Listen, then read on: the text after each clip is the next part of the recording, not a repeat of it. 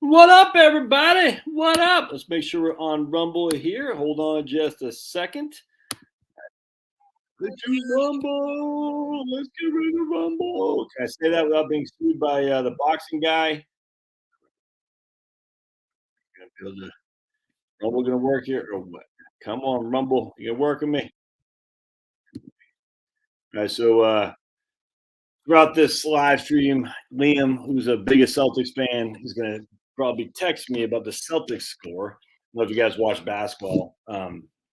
Hey James, we got Marie, pulverizer, Jill, run on. Is it low here? Connection unstable. You guys hearing this okay? Is it okay on your end? It says connection. All right, looks like it's all right now. All right, good. All right. So anyway, I don't know if y'all watch basketball or not. I don't really care that much, but I mean, all right, right on pulverizer.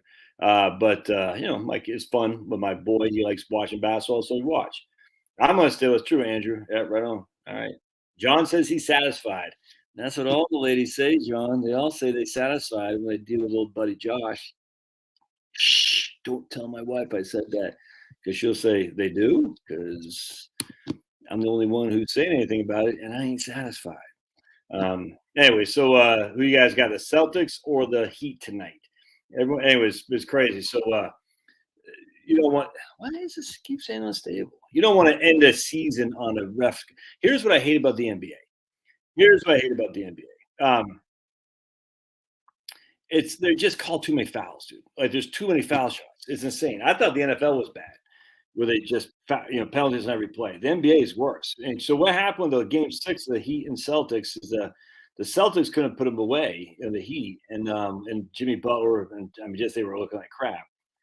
And then what happened was the refs started, the whistle, man. You know what I'm saying? Because the Heat couldn't hit anything. It's crazy. But Jimmy Butler got to the line like 8 free throws attempts in like last 3 minutes of the game, and it's nuts. And so anyway, long story short, so the Heat have the ball.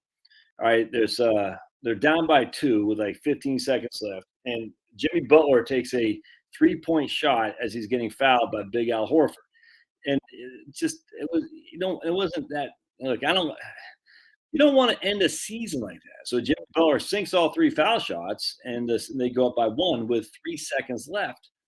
And you just don't want to. I don't care if you like the Celtics or hate them, but you don't want a season to be end on foul shots, dude, because that just shows you how much the refs are involved. And I hate that. I hate it now with the NFL. We went to a minor league game yesterday, as a matter of fact. Pitch clock and batter clock. Actually, that wasn't it, Andrew. The minor league game, they were literally you could challenge balls and strikes. They must have challenged. I was like at least a couple times an inning. It seemed like they're challenging balls and strikes. They're like, what is this? It was weird. So it was weird. So these guys, one guy's up there. He looks like he's about to get walked. It's a full count. He gets walked. He puts the bat in. Then it gets challenged. Everyone just stops. They're looking at the data, the jumbotron thing, and then didn't stay on. Then he starts walking back to the dugout. Right? I guess he's out. It was weird. I don't like that at all, man.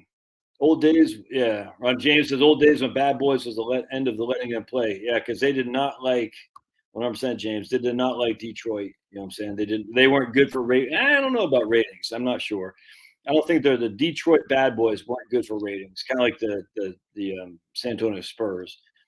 Um, but yeah, they can't have umps calling strike. I mean, you can, but this challenge at balls and strikes is freaking nuts, man.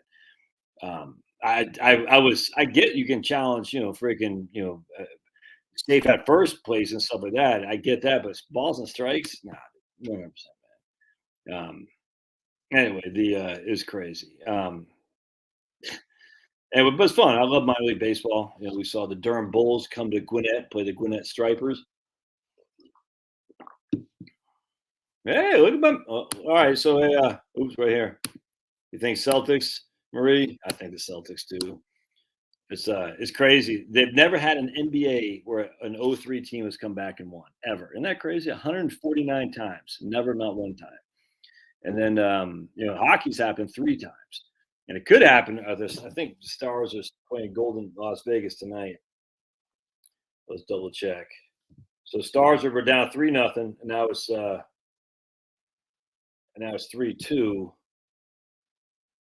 Yeah, they're playing tonight. In fact, that face-off just happened. All right, cool. So I'm going for the Stars there. We definitely like to see a 7-game series. Um, Ref cheated Pacers. The New York Knicks game was horrible. Even the ref admitted. Yeah, 100%. I mean, because they want the Knicks, you know. But look at my man CB. We haven't seen CB from California on here lately. CB probably for a while. I must have said something to offend that guy. I'm not sure what though. I didn't get the impression he was a COVID Nazi. I didn't get that. Maybe he was. But I haven't seen CB from California for a long time, actually. Probably going on about a year. About a year. He was a mainstay at the beginning of the channel, CB from California. I wonder why he left. Hmm. There's some people like I've seen come later on that haven't been for a while. I said, "Oh, you're back," but CB from California. It's weird how he came and went. It's actually kind of funny because I was talking to a guy today, and we hadn't talked probably 2 years or so, and he was doing great. But it's just it's funny like the pre-COVID is like we got AD and BC, the birth of Jesus.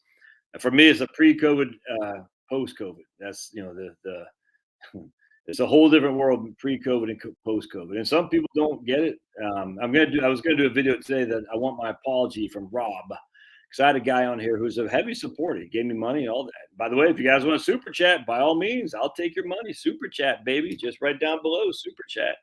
So if you want to super chat and have your comment or question read out loud to the group, I'll do it. It's got to pay money though. Paid money. But anyway, this guy, he was a big supporter. This is back when I thought the Republican Party was the answer to our solutions. Not being facetious here, but I was a lot more Republican than I am now because I recognize. You hear what they're doing in Texas? They're impeaching the Texas Attorney General. The only guy who's really doing anything on the Attorney General is Ken Paxton. There's a couple other Attorney Generals that are pretty good, like the one in Indiana. But Ken Paxton is kicking ass and taking names. And of course, the Republican Party wants to, because all rhinos do. So they want to impeach him. And they're like, oh, it's just this freaking nuts. And Greg Abbott is not saying a damn thing. Not saying a damn thing. And Paxton was saying, they asked him, Paxton, like, why are they coming after you now? He goes, because I think last year in the election, they thought they could beat me with George Bush. And then when I smoked him, they recognized that this has been the works for a long time. They have to impeach me because Paxton is a guy who's taking the fight to them, if that makes sense, as opposed to being like Republicans are always on the defense, always. And Paxton is taking the fight to them. Hey, what's going on, Carson? Hey, Carson. And so because Paxton's actually a fighting Republican, kind of like Trump, they want him gone. Now, I got my issues with Trump. I'm not going to lie to you, man. I'm not going to get that here today. Just got my issues. But at the end of the day, I do like Ken Paxton. And I chuckled that the Republican Party is impeaching him. The Democrats never do that. It's crazy. The Democrats never, 100%. Did you hear? I posted on my locals channel that they had the video of the speaker. It was like literally drunken loon. I'll see if I can't play that actually. The guy sounds like a freaking drunken loon, man. Let me see if I can't play that. It's on my locals channel. Hold on just a second. So good, Josh. I was like, dude, could you be any more insane? So we'll go over here. Thanks to our incredible men. Kraken Eggs tweet is on here. Right on.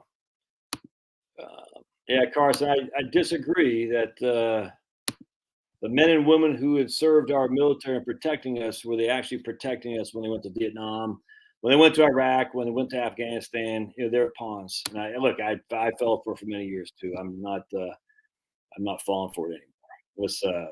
These guys are pawns, dude. No other way around. 58,007 people in Vietnam, all pawns. Sad. All right, so let's go to my locals page here. I'll share it with you. And it actually just infuriates me that we've all been fed a bunch of lies from our own government for many years about the adventures for the military spending. It's freaking sickening. All right, so here's my locals channel, which you should join 100%. And right here, I thought this was pretty interesting. The U.S. has the third highest murder rate in the world. But if you remove Chicago, Detroit, D.C., St. Louis, and Philly, the U.S. is then 189th out of 193s in the world.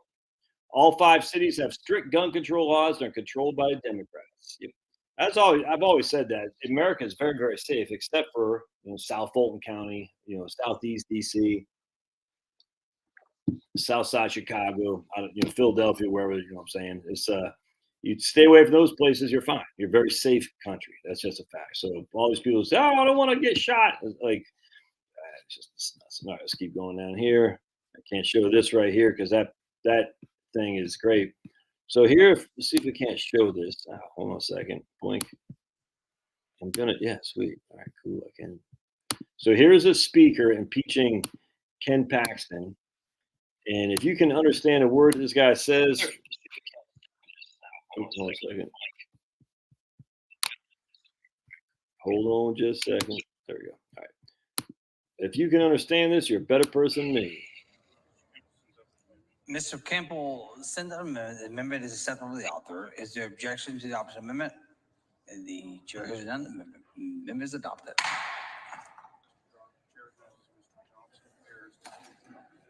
The chair recognizes Mr. Johnson of Harris. Mr. Johnson of Harris to speak in opposition to the bill. So let's watch that again. What the hell did he say? Check this out.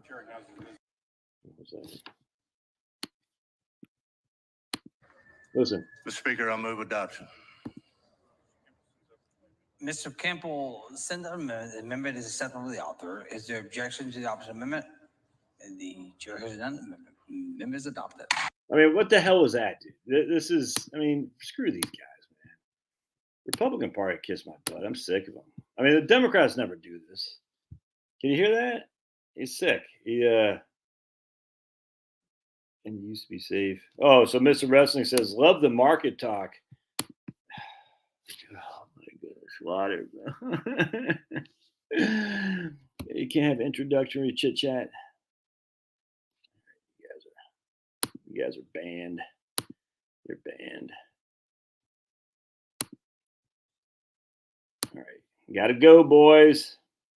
Gotta go. All right. Anyway, so the point being is like the Democrats never do this. They didn't do it to Nancy Pelosi, Dianne Feinstein. They never do it. The only person that came close to doing it was Bob Torricelli. Remember that guy?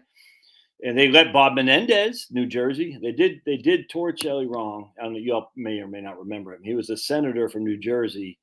Bob, what did Rush Limbaugh had a nickname for him? I forgot what it was, but he was like a bulldog. It was a bad person, 100%. But I forgot why they ran him out, but they put back Frank Lautenberg in there, old man Frank Lautenberg, to replace Bob Torricelli. And well, you can be banned too, Pulverizer. You can be banned too. You don't have to stay. It's cool. Dude, we've been doing this for 10 minutes. We're just yapping about some stuff. Then we'll go into the friggin' stuff we want to talk about. But you don't have to be here. No one's got to be here. That's the funny thing is you get enough comments like that, though, you got to knock out the trolls, dude. You got to knock them out because once one person says something that builds, you got to nip in the butt right off the hook, right out of the gate. If not, then you're going to have inundated with people, and you just can't have that, dude. It's not fun for people who are sniping. For the regular commentators or people who are interested in commenting, who are actually have things to say, it's not fun to be inundated with trolls, and it just happens all the time. They're just people on live streams like this get it. Boy, then they ousted Anthony Weiner too. Yep, 100%. That's right, Kraken. So they ousted the only people they got was all right, Pulverizer. Just leave that. I'm not gonna ban you, but if you don't like it, leave. It's okay. Why? Who cares? I don't care. It's just yapping, dude. And people like they've been here they literally jump on.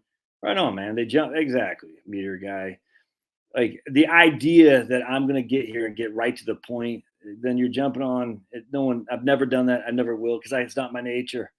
It's not my nature. So the idea I'm gonna jump in here and start right to my point. No one. If you're here thinking that, you're wrong. And if you're here thinking that and you've been here before, like Mr. Wrestling, he's been here before, so we got to ban him because he's like, oh, literally his first comment, I love the market talk. Oh, get out of here. If you don't want to, I'll ban you. That's cool. I don't care. But if you're going to come here and your first thing is after 5 minutes of being here and a little bit of small talk, you're going to be like, man, imagine dating Mr. Wrestling Dating Mr. Wrestling. The guy's like, hey, I bought you a beer. Let's hop in a sack. And the girl's like, can we have some small talk? No, it's been 5 minutes. I just bought you a beer. I bought you a Bud Light too. So let's hop in a snack. And for what it's worth, the tape of the voice during Paxton impeachment sounds doctored. Maybe you got any evidence it was doctored? We got evidence that says looking like he was talking and looking like he was drunk. That's pretty good to me. You have any evidence at all that it sounds doctored? Do you have any evidence to state that claim? I mean, you might. I don't know. I'm just saying at the end of the day, he sounded like a drunken skunk. And just because he sounded like a drunken skunk and you're going to say he's doctored, I say no. It's most likely that he was drunk. You know what I'm saying? But yeah, Mr. Wrestle Dot by Type says Jill. No, 100%. Especially got a mask on. He can't even show his face. You know what I'm saying? It's like, come on, dude. Show your face.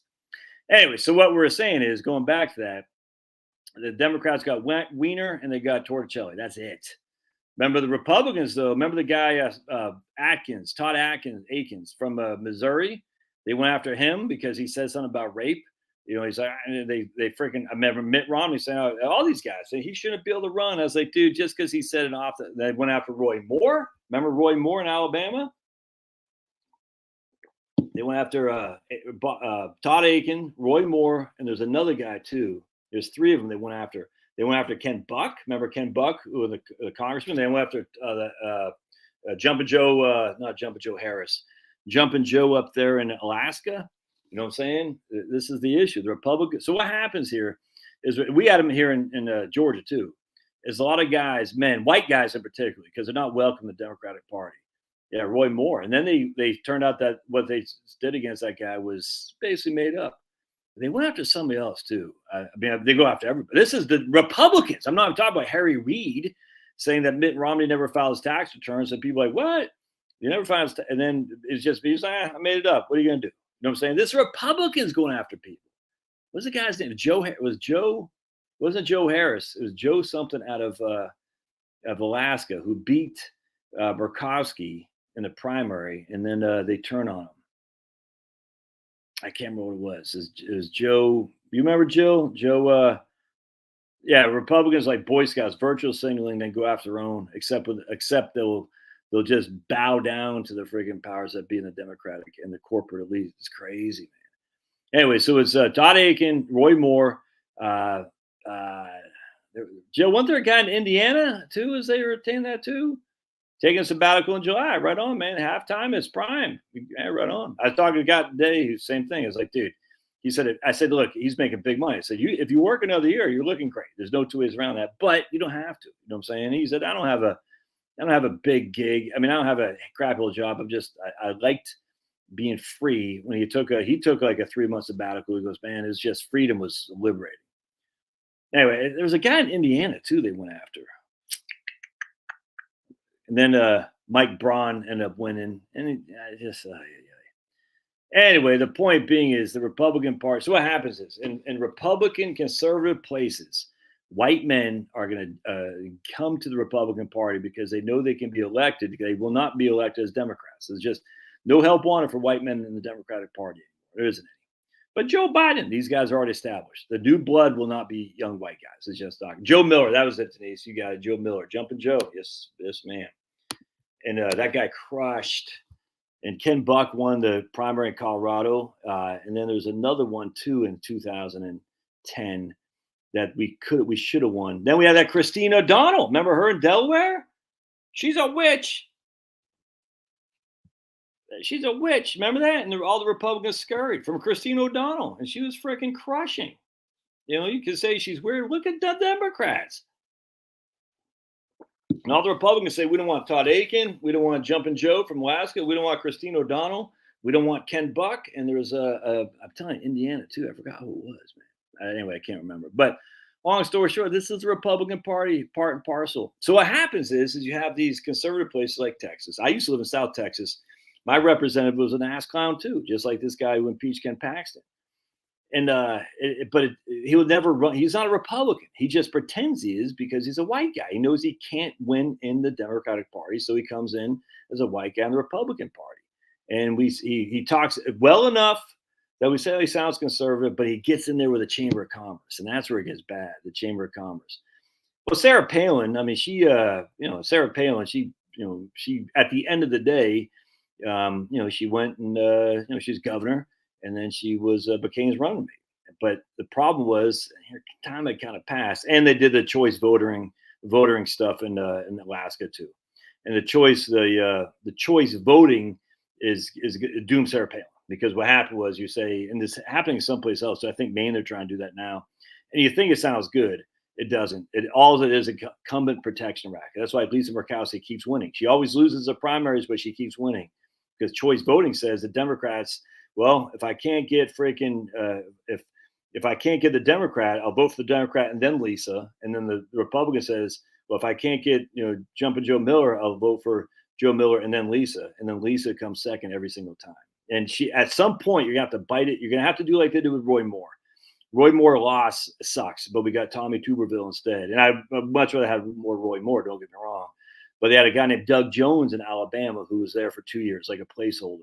And he did some damage, but thankfully at that stage, Trump was the president, so he couldn't do that much damage. But sometimes you gotta say, look, we're not voting for Lisa Murkowski, number 2 in our ranked choice. We're literally going to vote for the Democrat instead. You got to, because in Alaska, the Democrats not going to retain her seat very long. I mean, you could argue Tester did in Montana. I get that. Not likely. And so you got to just say, no. We can't have these people. And you can't have Susan. You got to get rid of Susan Collins. That's a little bit different because Maine is pretty liberal, at least Portland is. But, Susan Collins is probably the best thing Maine will ever get, for sure. We used to have Olympia Snowe and Susan Collins, 2 Rhino Republican ladies. And that, that was better than nothing. But in Alaska, you're not going to have a Democratic senator for long. Maybe just for a temporary stopgap, but it's not going to be for long. So you just got to bite the bullet and say no more Lisa Murkowski, and just don't rank her. Say I'm not rank her.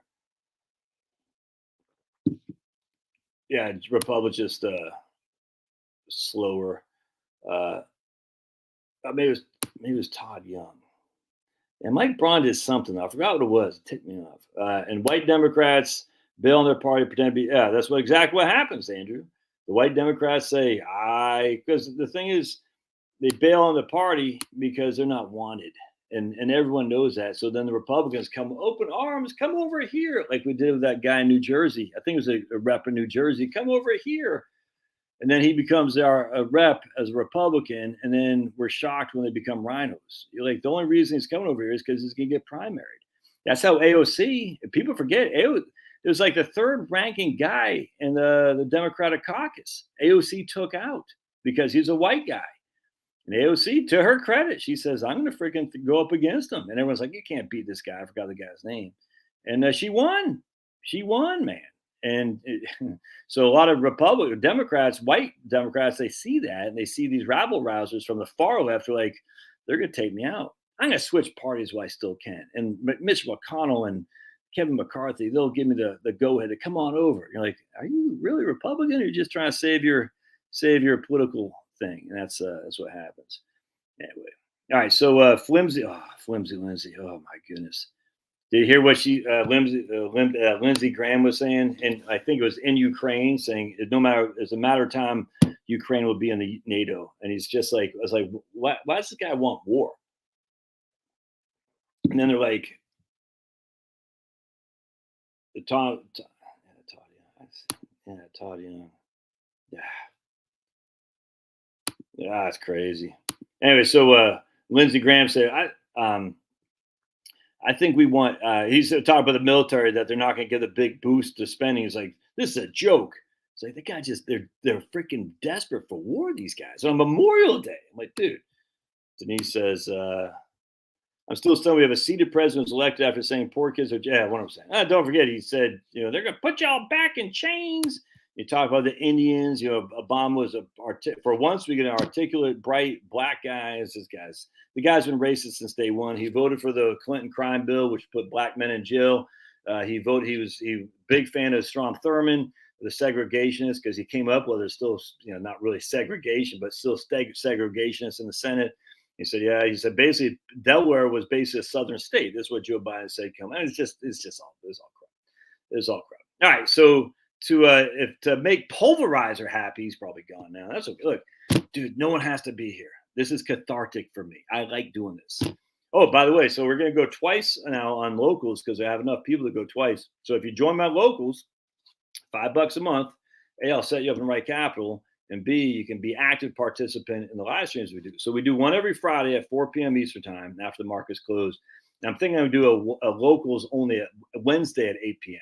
So I'll just be here on YouTube on Mondays at 8 p.m. That's it. I'm just gonna live streams on YouTube don't pay anything anyway. They get a decent sized crowd here. I got 144 here right now on YouTube, and I got my 2 YouTube channels, and I got how many I got on Rumble. I got let's see here, Richard Murdoch. Richard Murdoch. Was that the guy they did wrong? Cracking Eggs tweet. Yeah, we got 11. So we got 150 people on these things, which is great. But the problem is you got to be careful what you say, and then you can get a lot of trolls. And at least with Rumbles, well, you don't understand it because you don't know how trolls work, Pulverizer. This is what they do. Did I see Gerald Calente's? I don't know. I have not. Yeah, we get trolls here, especially towards the end. The pet peeve of mine is people get on here and literally we've been talking for 5 to 10 minutes. They say, you're not talking about the topic at hand. I'm like, either you're new here and you should probably just shut up anyway and learn how the system works, at least my live stream, or you're just being a dick. And I don't want any of it. I was like, get out of here. So that's why I Pulverizer, because we've been talking for 5 to 10 minutes. We got 2 people say, I like the market talk. It's like, do I have thin skin? Maybe. Don't care. You've been here 5, 10 minutes. If you're not new to my channel, and Mr. Wrestling is not, he knows how the channel works. Yeah, we got 28 on this channel. On my other, so I got, see, Penelope, there's Penelope. She's like, you don't have 150 people. I got 144. We got 114 on my main Heritage Wealth Planning channel. We got 2 on Facebook. We got 28 on my smaller channel, Josh Scanlon. And then on Rumble, we got another 15 or so, it looked like. So another 11. Yeah, so there you go. So Penelope, there you go. They're just 100%. And it's like, oh, so boring. But the problem is when you let them take an inch, they take a foot. You got to get them out ASAP. All right, so let's, 100%. So people don't understand there's different channels. When you use this StreamYard thing, we can go on LinkedIn. I don't think I have anyone on. I got 3 people on Facebook, 117 here, 128 on my other smaller channel, and then in Rumble we got some people there too. So it's good. But the problem is at the end of the day, the live streams, they don't pay anything. And the locals, you want to reward the people who are loyal participants. That's what you want to do. And the live streams on Rumble, on locals can be like last Friday was fun, dude. We were talking about everything, man. Everything. It was great. I very much enjoy that. And when I'm on YouTube, you got to watch what you say.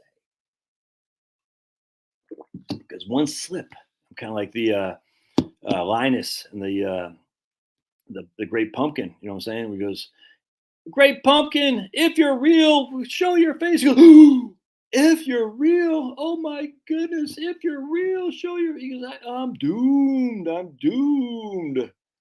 I'm doomed. There's my man Josh, kicking ass in Lobsterville, Maine. Josh Wellner in Lobsterville, Maine. That's all right, Penelope. It's all right. Look, dude, I don't lie. I got nothing to lie about. So if I say it, assume it's honest. You know what I'm saying? I might be wrong, but I don't lie. I'm like Owen Benjamin. I might be wrong, but I don't lie. You know what I'm saying? And if I get corrected and it shows I'm wrong, I'm happy to correct the thing. I'm not gonna, but I just don't lie. There's no reason. Great Pumpkin conspiracy theory. Ooh, I like it. There's Jeremy back on Rumble. Yeah, Jeremy. Last time with Joe Kuhn, I forgot to set it up, man. That's a one again. It's forget. All right. So let's go in this. I wanted to. I'm not on Twitter. I'll never be on Twitter. I think Twitter is. I think they allowed people like Owen Benjamin, Donald Trump, to get back on Twitter to encourage conservatives to get back on there. And I would encourage you not to be, frankly. I know it seems like Elon Musk is a plant. I mean, he's absolutely a plant. No, look at Cracking Eggs tweet. Oh, that's nice. Cracking Eggs tweet says that Jeremy, hope things are looking up, Jeremy. Because, yeah, right. Roy Moore sued some of the false allocations and he won. Exactly right. They falsely out. Yeah, right on me too, James. I like locals.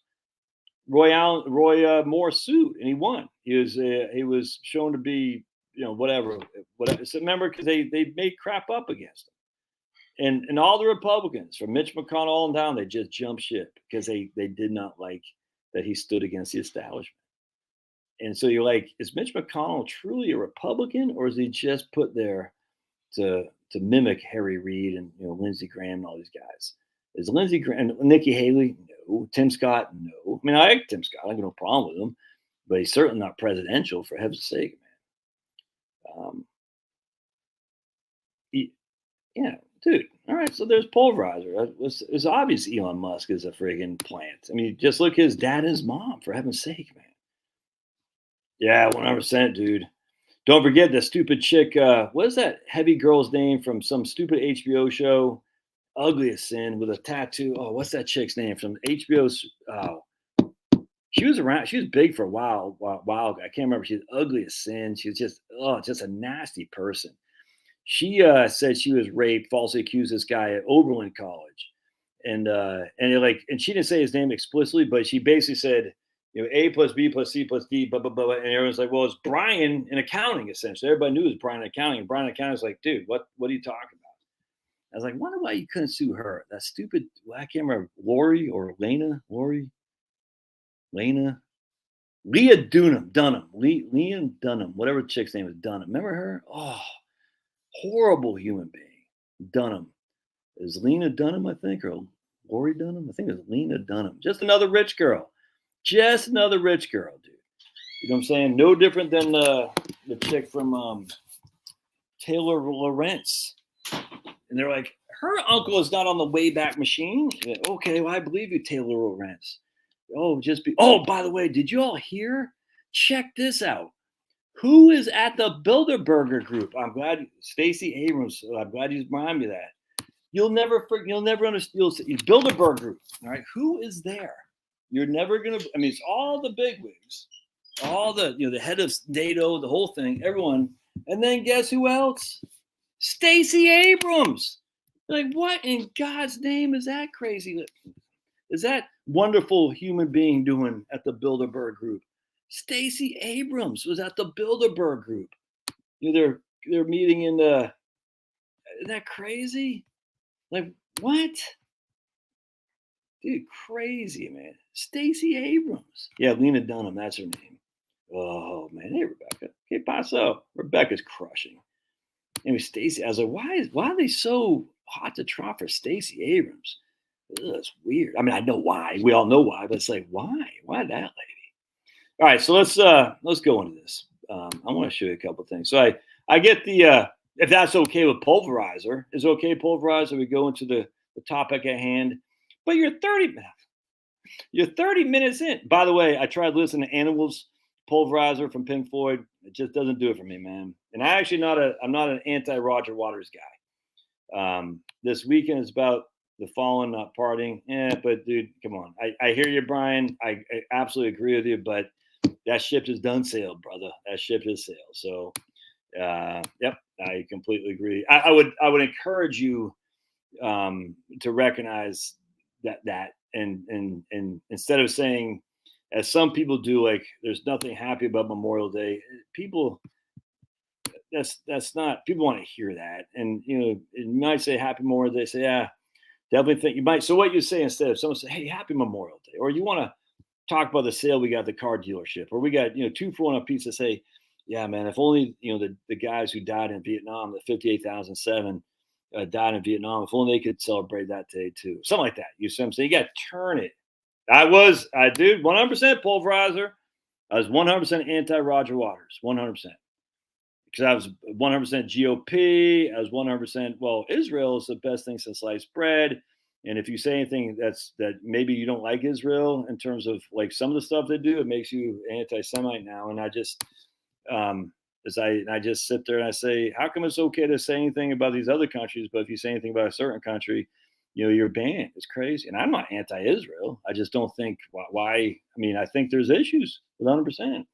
And one of the reasons I think that actually is I got this book at a yard sale or at a estate sale, which I can't say is by, let's just put it this way, it's by, y'all remember John, remember that guy? Remember him? John, and this, I probably can't even show you this book, but I got an estate sale, but I will just do like that. And it's interesting. And so this guy right here, John, y'all remember this guy? Do you remember this guy? I hope y'all remember who John Mearsheimer was, or is, I should say, because he was one of the only guys that is able to speak the truth on certain foreign policies of going on to Eastern Europe right now. You see what I'm saying? And anyway, the issue is at the end of the day, if we're going to call out the bad things that countries do, we got to call out the bad things that all countries do. That includes Ukraine, that includes Israel. It's just a fact. And to say that Israel could be engaging or Ukraine could be engaging in some unworthy activities doesn't make you an anti-Semite, doesn't make you pro-Putin or anything like that. It's weird that you can't say these things. And anyway, I don't like it. And I think people should have ability to criticize without being called bad things. But it seems like you can't do that anymore. It's kind of sad. Anyway, so the point being was, so that's why I was always the anti-Roger Waters. I say, because Roger Waters was sticking it a little bit too hard. You know what I'm saying? I was like, come on. Like, I don't even like the guy. Still don't like him, but I'm not anti like I was. I'm just like, now he's a curmudgeon, and curmudgeons are a dime a dozen, man. That's just a fact. And so Roger Waters is just another curmudgeon, but I'm not anti Roger Waters. It's like, okay, here we go. Just another curmudgeon. Nothing wrong with that. But I remember my man John on this channel, Elajade, I almost banned him for some of his anti-Israel talk. It's not, when I say anti-Israel, it's not like anti-Israel, like, oh my, it's just like, maybe the Palestinians we should listen to their point of view as opposed to just naturally like saying, oh, they're wrong. And I mean, that is defined as anti-Israeli talk apparently, which is crazy because that's what I felt. I did. You want to have the American Israeli flag together. I'm like, I don't know if I like that, man. I mean, why are we like pray for Israel? Well, why can't you pray for Syria? I mean, if you just, I'm just reading right now in the book of Hosea, you know what I'm saying? And all these countries, Hosea was what, 950 to 900 BC. And, Syria's back then, Egypt was back then, Israel's back then. So how come we can't pray for Syria? Why is it always pray for Israel? Why can't we pray for Syria? Why can't we pray for Egypt? Shouldn't we be praying for everybody? Our enemies and our allies alike? Of course we should. So I don't like that's what really it hit me like, it's all pray for Israel. I said, but we're kind of the ones that are doing a lot of damage in the Middle East. Us in the Libya and Syria and stuff, we are doing it. And we're just going to say, no, don't pray for those people that you guys took out. Just pray for those guys over there. I'm like, I don't like that. Anyway, all right. So it's, but yes, so again, it's pre-COVID, John Ingleheimer Schmidt. There's pre-COVID and there's post-COVID. And that's me, post-COVID. It's a whole different world, man. A lot of people don't get it. There's still, so Psalms, we are to pray for the peace of Israel. Okay. Why can't we pray for the peace of Syria? Why can't we pray for the peace of Egypt? I mean, so we're going to take 122:6 and say, pray for Israel, pray for Israel, pray for Israel, and say, okay, to the exclusivity of all these other countries. Because in the Bible, there's tons of things he prayed for. Tons of things. Yeah. I mean, this is what drives you crazy about the Bible, actually. Not about the Bible, but the people, they pick and choose stuff in the Bible. And I'm not saying I don't. But if we actually we can look at the Bible and say, the Bible says all these other things too. Do we not know the book of Ezekiel, the book of Jeremiah, the book of Daniel, of what God was saying about Israel? Do we not know this?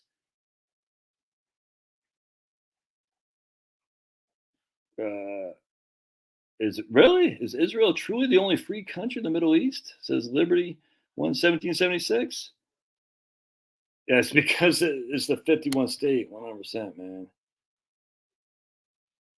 Is it really the only free country? Because last I saw, What if you didn't take the jab in Israel? If they can force you to take a jab, especially Israeli government, I'm sitting there thinking, how can you do that, man?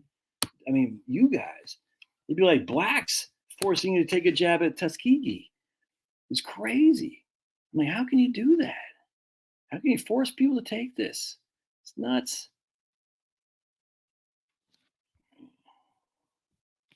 That's actually pretty funny. Freedom willing. The news we get in the States is, yeah, 100%. I look, the news is always, I mean, look, I'm not sitting here. This is not a bash against Israel. I don't want to do that. I'm just saying I've become more open-minded since COVID. Let's just put it this way.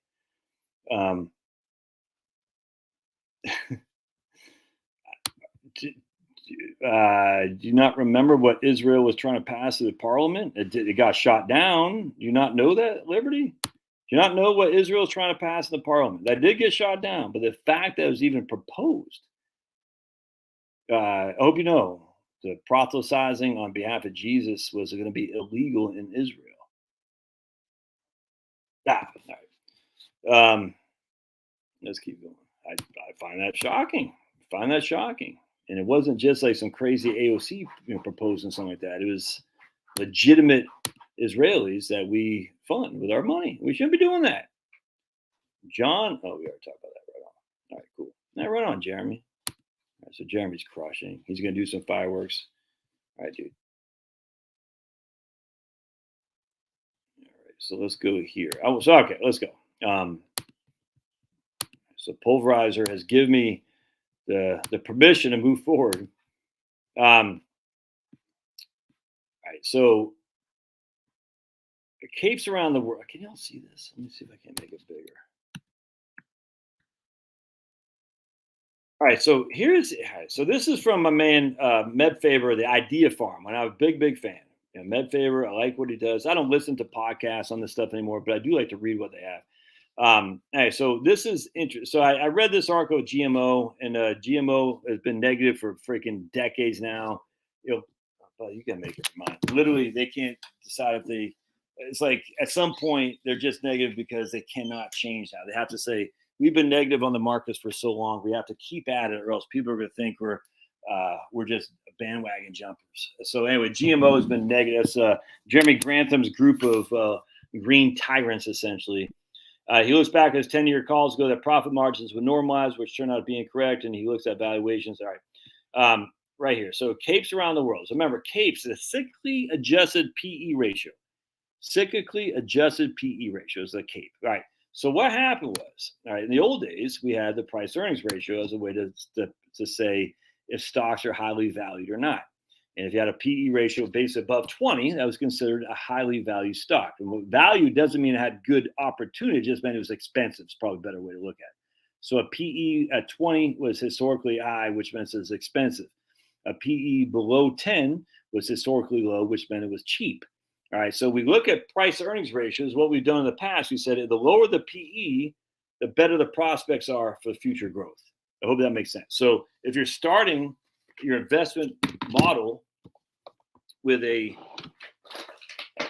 price earnings ratio that's down here, you have much more upside than if you're starting with a PE up here because you're so high valuated right now. Because remember, price earnings is just, the Grantham report is right, Jill. Price to earnings is just basically saying what's the price I'm paying, the stock price I'm paying for $1 of earnings. That's what PE ratios are. The stock price I'm paying for $1 of earnings. And so basically what happened is, with the PEs were elevated for a long time. And one of the reasons was, well, because of a stock buybacks, maybe. And I don't think so. Actually, it was elevated for a long time because the interest rates were so low. So basically what Robert Shiller did from Yale, he said, we're going to do a cyclically adjusted PE ratio because we want to get rid of the insane volatility of the price earnings. You can't really see that, can you? The PE, we want to get rid of the volatility, I don't know if do it either, but either you can say, of any given year on price earnings ratios. So like in 1982, the PE was 8, right? In 1999, the PE is like 40. So what Silver is trying to do is basically average price earnings ratios over 10 years, the previous 10 years. So that's what CAPE is, cyclically adjusted PE ratio. So everybody and their mom was looking at PE ratios, the CAPE, literally for the last 15 years, and is saying it's elevated. It's way higher than it historically has been. So here's the CAPE. Here's the average historically. It's like this. And for years and years and years and years, people have been saying, oh, it's got to come down, it's got to come down, it's got to come down. Because it's, if we looked at the past, and where Shiller made his name was calling the market in 2000. He had published his book, Irrational Exuberance. He published it like in March of 2000. And the thing is, still to this day, I find ironic. He'd been working on that book for at least a couple of years previous to that. He just happened to publish it that coincided when the market hit his high. March of 2000, the market hit his high. And then it crashed, you know what I'm saying, for the next, basically till the Q1 of 2003. And everyone said, wow, Shiller knows what he's talking about. And then we did this back testing on cyclically adjusted price earnings ratios. We say, look, every time CAPE is above its averages, the market will go down. I hope this makes sense, because this is huge, man. Every single time they took the CAPE and they back tested on previous years and said, thus, a high CAPE is indicative of a market crash. And that worked until it didn't. We've had elevated CAPEs literally since 2009 now, way highly elevated. Now it's not even close. I'm going to show you this book. I showed you guys this before. My man Ed East, I think it's Easterling up here. Yeah, Ed Easterling, right here. And this book was published in 2011, I think. Hold on a second. 2010. And I remember, and so I was reading this. I got lots of things on this, and you see all kinds of highlights and stuff. And Easterling's contention was that, again, the cyclically high PE ratio, price to earnings ratio. Let's get this guy out of here, dude. If you're not going to contribute anything, I don't want you here. All right, so we're gonna get rid of you. So if the cyclically high price earnings PE ratio, the CAPE, is higher, at some point we're going to go down. And this is what Easterling was saying back in 2010. I remember reading this in 2011, thinking for sure he's right, because history proved that. Well, the problem, it proves it until it doesn't prove it, if that makes sense. All right, so basically what happened was he was wrong, and it hasn't proven it. So then what happened was Shiller said, well, we got to modify the CAPE, because the reason why the CAPE is so highly elevated is because bond rates are so low.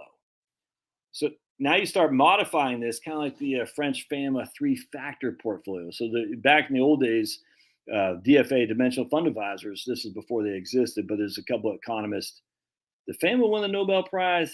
I think he might have. But anyway, it doesn't matter. The French factor, they had a 3-model portfolio that said historically, small cap value stocks did best. And the reason was because they're low price to book, higher dividend yields, and low price earnings. And so we had a 3-factor portfolio. Now we got a 4-factor portfolio. Now we got a 5-factor portfolio. It works until it doesn't. That's what I'm trying to say here. So now we look at what my man right here, that's the history of the, we're not talking Case Shiller. Case Shiller is something completely different, dude. Come on. Case Shiller is something different. We're talking Shiller's CAPE. All right. Case Shiller's for real estate. What? All right. So we're talking about Shiller's. Oh, can you guys make up your mind? We're talking about Shiller's CAPE, not Case Shiller. I'm sure I was. I hope I was making that clear. We're talking about the CAPE. CAPE, not case. All right, so anyway, let's keep going. So now we see right here, the U.S. has had an elevated high CAPE going back to right about here relative to Japan, and way high since basically 2011. So they've had an elevated CAPE since 2011. All right, so what does that mean? So a lot of people are making this assumption that means that international stocks have more upside than domestic stocks. You're hearing this a lot. I challenge. I don't know. We don't know. But I just, when we see this right here, that capes around the world, the U.S. has been elevated relative to Japan for many years and relative against Europe and emerging markets for many years. All right. So let's keep going. So here we got the PE. The price earnings ratio for U.S. value is well below U.S. growth. And again, some people say that gives you a sign that value should outperform growth. I tend to disagree. This may be true, but the point about value stocks is value stocks are notorious for having low PE ratios relative to growth. So I see a chart like that where people are saying, "Oh my goodness, look, growth stocks are much highly valued and have a higher PE than value stocks. Thus, the opportunities in value." No, because the point about value stocks is they have a low PE to begin with. I can't stress this enough. A value stock has a low PE, a low price to book, and a high dividend yield. A growth stock doesn't even, a lot of growth stocks don't even have dividend yields. So seeing this right here doesn't jump out at me. But when I was talking about value versus growth, I was talking about right there. 50 was a PE for growth. 25 was the PE for value. That's a 2-to-1 difference. And I was telling people, load up on BTV. You might remember that. I was telling people to do that. Load up on BTV, load up on BTV, load up on BTV, or Wellington. I don't say that about Wellington anymore, but certainly value stocks, because it's blindingly obvious that the value stocks had more upside than growth because the price earnings ratio is just so distorted, right? Now, that's still a pretty big thing there. And I still believe value stocks more than growth stocks because I still don't like a PE above 30, frankly. All right. I don't like that. And I'm going to share with you some other data of why I don't like that. So I still like value stocks more than growth, and I like dividends. And really, growth stocks don't really have much of a dividend. So the point being is that value stocks still look like the opportunity to me. However, it's not the opportunity solely because the value stocks have a lower price to earnings ratio than growth.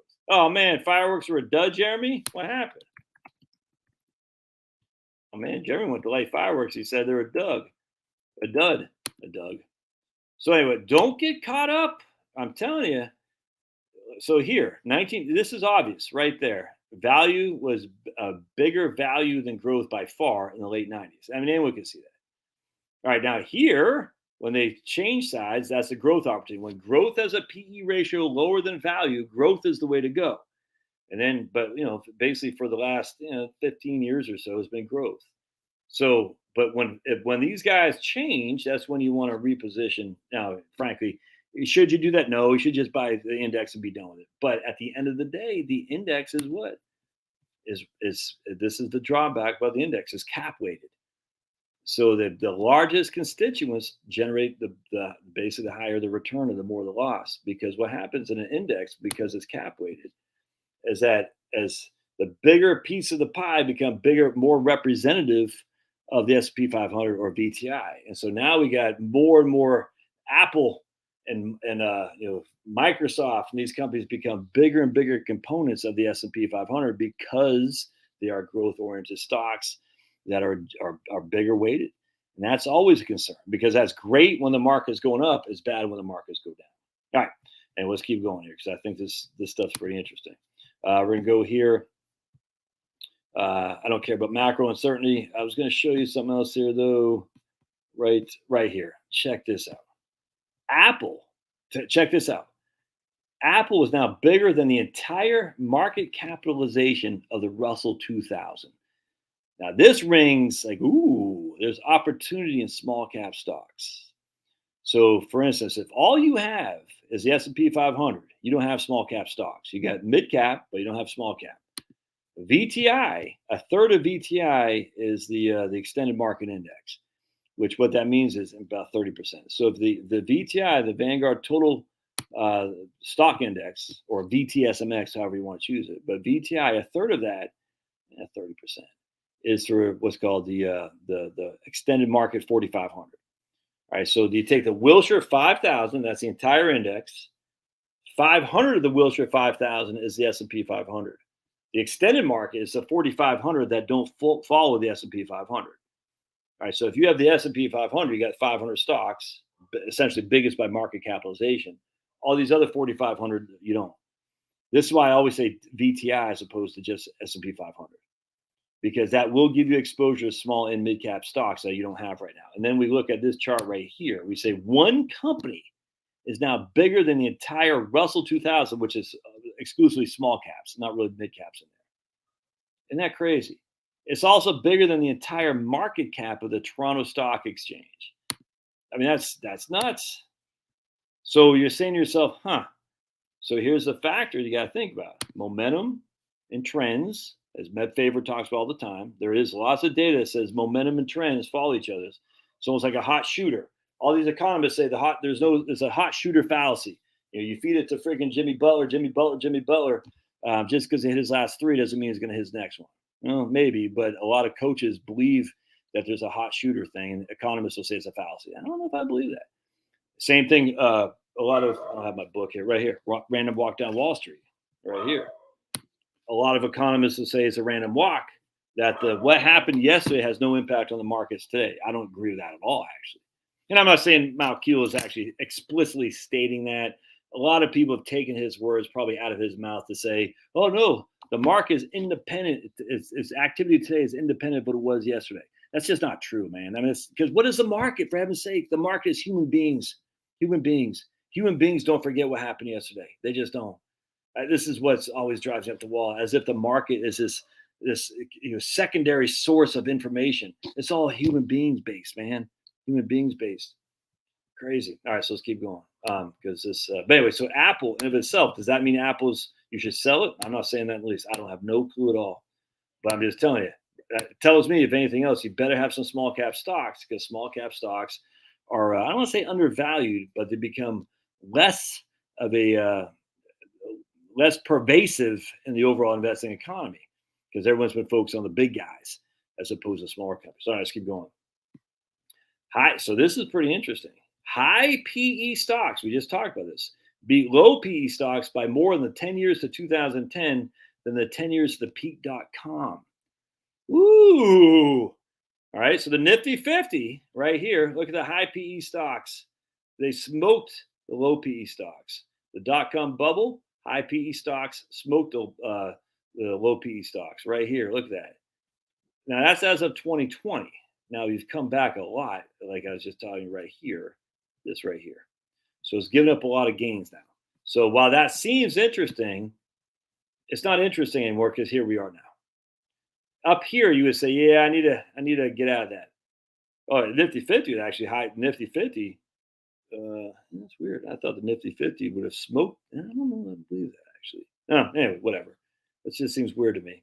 That the high PE stocks were still below the value of the low PE stocks, even like 1973. I don't know if I buy that, because the high PE stocks, I mean, we're talking PE ratios like 80. McDonald's had a PE ratio of 80. I don't have it right here. It's crazy. Anyway, be that as it may. But look at that. High PE stocks outperformed 10-year annualized outperformance to 6.2% above on average value stocks, low PE. You'd want to sell here. Now it's back to not quite par like where it should be, but we're getting there. We're pretty close. Again, I still favor value stocks 100%. I still think there is opportunity in small cap values for sure. All right, let's keep going. I don't care about that. Right here, there are more realtors in the country than there are single family homes available for sale. Eesh. I know a bunch of realtors. That concerns me greatly. Think about it. There are more realtors in the country than there are homes available for sale. Yeah. Let's see what else. About 2/3 of primary mortgages, are most of which are 30-year fixed, have an interest rate below 4%, which is why people aren't selling. Because, like, dude, I get a mortgage at 3.5. I got to turn around to sell. I got to turn around and get a mortgage at 7. That's why it's not a huge opportunity for. That's why there's not a huge. 1 second. What happened? Oh, Jeremy Industry. That's why there's not a huge opportunity for homes right now on the market, because there's people. I don't want to get rid of my 3.5% mortgage. Now that will start falling off as the time goes. New York City's vacant office space could fill 26.5 Empire State Buildings. Does anyone want to be in New York? I would. It's crazy. All right. So that's Med Favor. I want to keep going on this because he's got some other good stuff in here too, which I want to share with you right here. Yeah, right here. Let's keep going. My wife just gave me a thumbs up on it. Yeah, huge shortage of real estate inventory right now. It's crazy, man. It's nuts.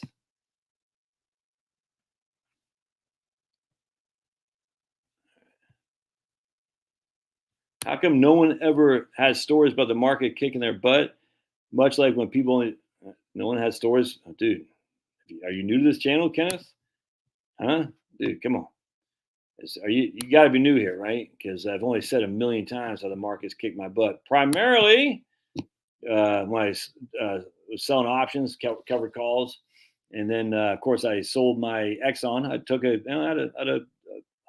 had to double my rate of return, and on top of that, I turned around, sold it, and I bought UGI, which quickly went down 50%. So I was right back to even. Whereas ExxonMobil went up another 100%.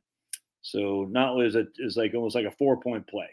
Not only did I did the other team, not only did I have the ball and I missed a jump shot, the other team got the rebound and they had an easy layup on the other end. It's a 4-point play. Do I think small?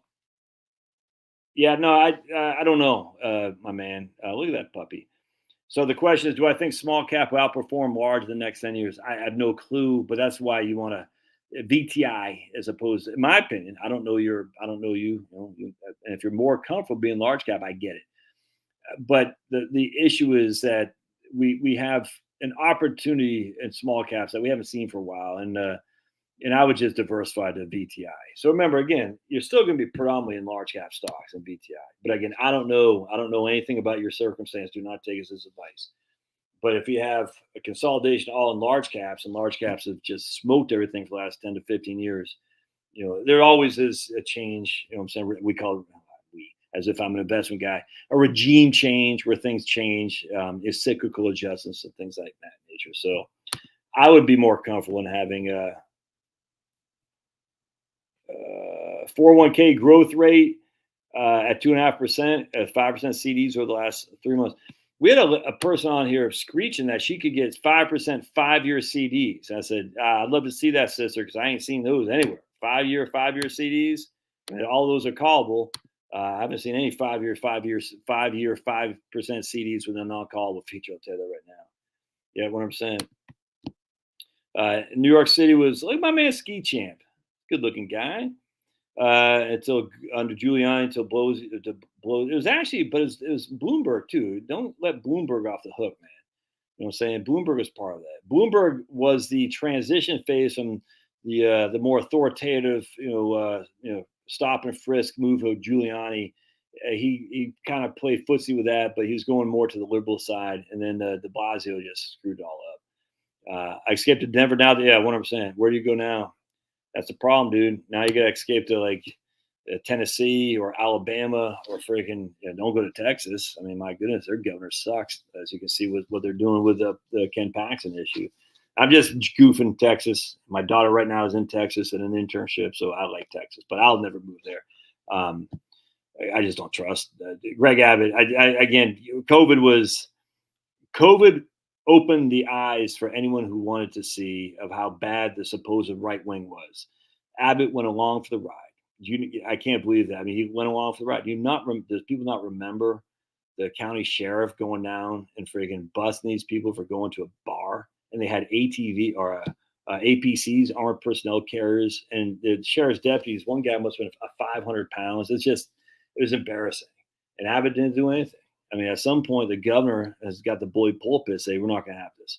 We're not going to have armored personnel vehicles going from the military, going down to a lady, a freaking trailer who's having to keep her bar open so she can make enough money to pay her bills by selling beer to local citizens.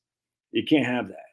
That's freaking disgusting behavior. And Abbott did nothing. So he can kiss my big fat behind too. Abbott, Ducey, he's no more. I get that. Why do we have crazy Katie Hobbs? Because Ducey didn't do anything. You know what I'm saying? I mean, this is the point. The rhinos are just look. The Democrats are evil, but the rhinos are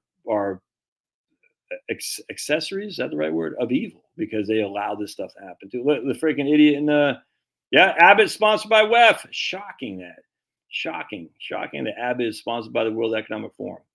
I imagine my own governor here, Brian Kemp, is too. But we had Ducey, we had Abbott, the stupid idiot K something in Alabama. Normal people get the vax. Oh, so I guess the unnormal, if you're not getting vax, isn't that? I thought we couldn't other people. Man, that's what the libs say. Don't other us. Why, dude, Pulver, I know all this, but I get it. I know Pulverizer, you and I think a lot alike, man. I'm not gonna lie to you, which we did not when I first started this. So you should take a W when you can. However, at the end of the day, it's cathartic to also think that your vote actually has a chance to make a difference. And still, I think it kind of does in the localities, pushing things against your school board districts, your local sheriff, your state rep, kind of, sort of, but certainly local localities that can make a difference. You know what I'm saying? Your local, DA and whatnot. Not here in Fulton County, where I'm at in Georgia, but if you go to a county, Gilmer County or something like that, your vote can matter there. Now, will it matter Trump versus Biden? To some degree it will. They got to keep us. They got to keep the sheep at odds. You know what I'm saying? So they'll give a couple bones to Republicans on occasion, so we continue to play the game. I fall for it. 100%. You're gonna hear me going back and forth between Trump and Shiva, Dr. Shiva. I just can't have DeSantis. DeSantis is a plant, dude. There's no other way around that. Now, look, the sad thing is, DeSantis, we used to call on the Rush Limbaugh show when he was running for governor, and Rush loved DeSantis. You know what I'm saying? And I've always respected Rush, I like DeSantis. I don't hate the guy or anything like that, but he's a plant. He's a plant just to seem, hey, look, we can get the right wing to take a couple W's while we're steamrolling them all over the place. I get it.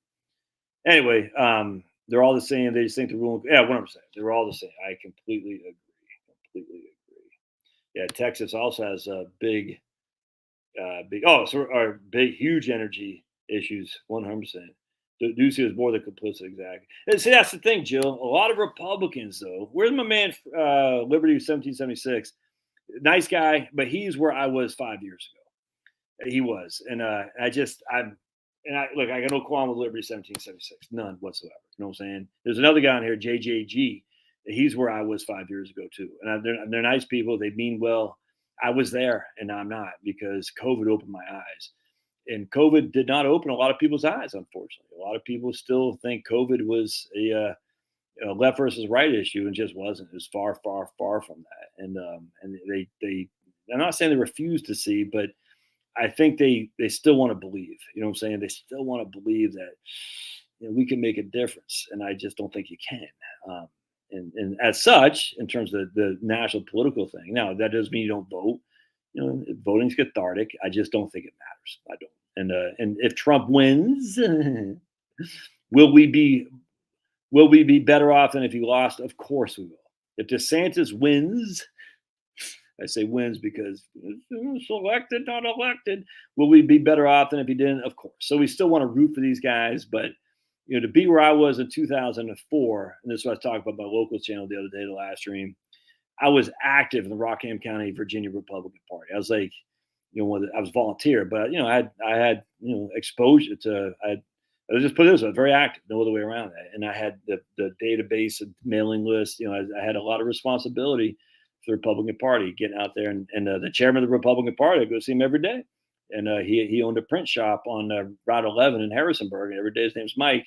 And he lived in Elkton. I live in Dayton. And every day we go and kind of talk strategy and whatnot. And I was big on the Republican Party, man.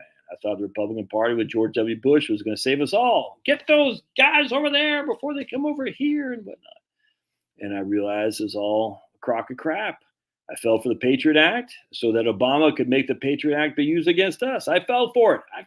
I'm so ashamed and embarrassed by this. I fell for it. I fell for the TSA, the Department of Homeland Security, all that crap. I fell for it so we can get those guys over there before they come over here. And I had no clue that 4 to 5 years later, it'd totally be turned on us. That's crazy. Let's keep going on this because it's. I don't want to piss off Pulverizer and say, stay on topic, Scanlon. All right. Here's my man John Boy. Again, we're going to another Med Favor. I love Idea Farm. Every week I get this. I'm just a big fan. You should subscribe to Med Favor stuff. He doesn't know who I am. I don't have any relationship with Med Favor, but big fan, long time. We deceive ourselves when we believe that past stock market return patterns provide the bounds which we can predict the future. I actually 100% agree with that. And that's the issue that I have with all this stuff is just because it did something in the past, and you can actually say our predictions from the past prove correctly, it works until it doesn't. I was reading an article today is on Kits's website is I'm not gonna go find it about Monte Carlo. Let's see if I can. I'm not gonna find it. Anyway, so on Kits's, I like Kits's website. I like Derek Tharp. I think they do good work. But the issue that they were writing about is Kitsis. It wasn't Kitsis, but it was on his website. The Nerd's Eye View is Derek Tharp and another guy, and they're writing about these Monte Carlo ways, using 4 different methods to run Monte Carlos and regime change. And that sounds like taking out Saddam Hussein, but it's just basically an advisor thinks that the interest rates are too low for too long, whatever, and you can change your perspective. And if you would have done that, your results would have been better for your clients in Monte Carlo relative to if you just kept the traditional Monte Carlo. DeSantis, Romney, McCain, maturing. We lack of free government money is okay, right on. Yeah. Carson says lack of free government money to spend or actually having to work. Carson, how's your farming going, by the way, brother? What's going on up there? How's everything going with your farm? Carson went up to I'm probably gonna share Tennessee. And he and his better half are crushing, trying to raise their own, which is good. Anyway, so it works until it doesn't, if that makes sense. And I was surprised. I was they were running these analysis on Monte Carlos, and they're saying if this methodology worked better than these other 3 methodologies. I'm like, yeah, it did until it doesn't. Because you're basically trying to cherry pick the past and put this data like Cape. We're going to take this data set. We're going to put it in the past, and if that worked better than the others, we're going to assume this is better for the future. And you just don't know. Anyway, so Bogle gets it. Right here. I want to show you right here.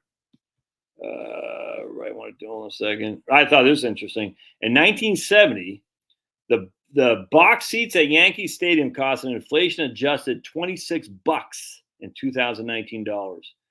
The same ticket cost $300 in 2019. More than 11 times as much. All right, that's adjusted for inflation. That's in real dollars. So it cost 11 times more to go see a baseball game at Yankee Stadium than it did in 1970, the year of my birth. Why? Because the government got involved in financing these stadiums. There's no other way around that. When the government gets involved, things get more expensive. You should read my book. I talk about that. Healthcare. Why is healthcare more expensive? Because the government's more involved. Doesn't mean it's bad. It just means it is. When the government gets involved in the financing of stadiums, things become more expensive.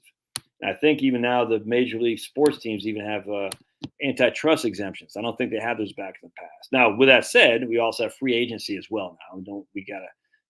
Curt Flood. So the players actually get paid. They're not literally indentured servants.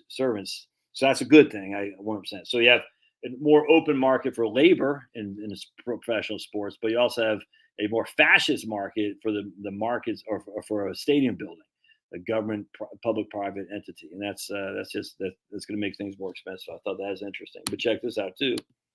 The median salary of the Major League Baseball players was twice that for employed males in 1964.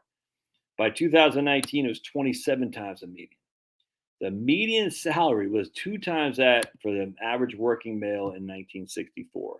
Now it's 27 times. Well, that's because of there was no free market for labor in Major League Baseball back then.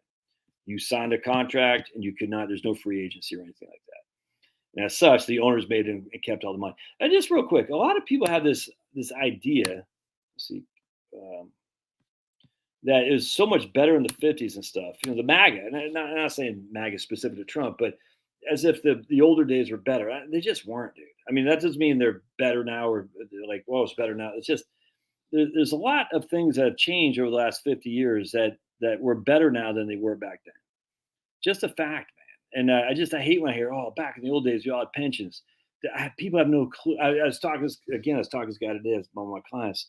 we did our annual review. And so this guy I haven't spoke to 2 years. So if you're a client of mine, if you want to do an annual review, it doesn't have to be every year. It could be every 2 years, every 4 years, every year. It doesn't matter. But anyway, the point being was we're doing our annual review, and he didn't have a pension. And I said, it's crazy because back in the old days, people literally had to stay at a company for 30 years to get a pension. You could not leave or else you sacrifice your pension.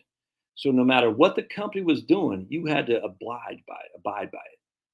All right. On top of that, what they'd also do is if you're 2 years away from your pension, it's 18 months, a year, they'd let your ass go. They say, yeah, it's been good having you here, Bob, but we're going to do cutbacks.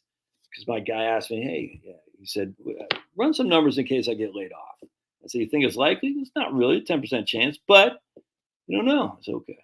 And he has some restricted stock units and whatnot. And so I said, what happens to RSUs? He goes, they're null and void. I said, whoa. So there's an incentive for the company to lay you off, essentially, because he had a sizable restricted stock units. And I said, man, so they can just let you go and they don't have to provide a severance. They put you on Cobra and you're freaking, you know what I'm saying? That's kind of creepy. And that's what used to happen with pensions too, all the time. Hey, Frank, yeah, I appreciate you busting your butt for 29 and 8 months, but we're going to let you go. And you're like, wait a second. If I had another 4 months, I get my pension. No, but you got to be here 30 years or we're going to let you go. And that happened. And all these people, it was better back then. We all had pensions. It's idiotic. No, we did not. All right, let's keep going.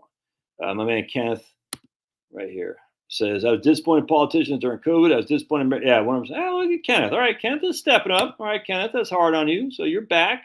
You're back in my good graces, Kenneth. I bless you, sir. Good stuff, man. 100%. I was disappointed. 100%. I expected more from politicians. I expected more from American people, especially like punk rockers, dude. Like, I've always liked hardcore metal and punk rock, and hearing these punk rock guys who used to, bash Ronald Reagan, rock against racism, all this stuff. Just hearing these guys just capitulate, it's like, man, you guys are freaking, you suck. Just a bunch of lefty clowns, man. You suck. And then they had the right wing punk rock, oi bands and some hardcore bands used to have rock against communism, which was great, but there wasn't very many of those bands that would do that. But there was a few back in the 80s, and then they became lesser and lesser as the grunge movement kicked in, and idiot bands like Green Day and horrible Nirvana, and Alice in Chains, horrible bands. I never understood the appeal of these bands, dude. Green Day, Nirvana, Alice in Chains. I just want to take this 100-pound anvil and drop it on my head and crack my freaking brains out and let them bleed all over the floor for Finney to lick up. Because why do people like this stuff? It's horrible. But anyway, so then they all became lefties. And Kurt Cobain, to his credit, he was telling you if you didn't like gay marriage, get out of his concerts. This is like in the early 90s. I remember that. I was like, man, this guy's taking a stand on behalf of that. I credit him, man. I mean, I disagreed with it. But at the end of the day, he took a stand against it when no one else was doing it. I always thought that was gutsy. Don't forget, that was back in the day when Clinton was adamant. Defense of Marriage Act. That's Clinton signed that, by the way. Just remember that. AIC. Oh, what band was that? Alice in Chains. Oh, dude, you guys like a horrible band. Well, who kicked the drummer out because he went in the back? So I was listening to my man from the Deftones. All right, and I love I don't like the Deftones. Don't do much for me. I like the fact they get a guy in there who's completely anti-vax, that when they toured Europe, he didn't go. And when they toured Canada, he didn't go. They had a replacement. I was listening to him being interviewed by Flat Earther, actually. It's kind of funny. And I enjoyed that conversation very much because he's like, I'm not getting the vax.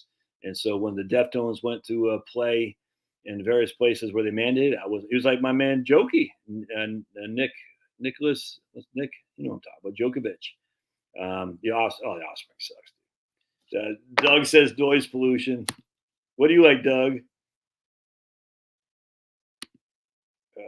The U.S. hands. Everyone had a hands. No, dude. No, are you kidding me, Denise? Everyone had a participant hands across America.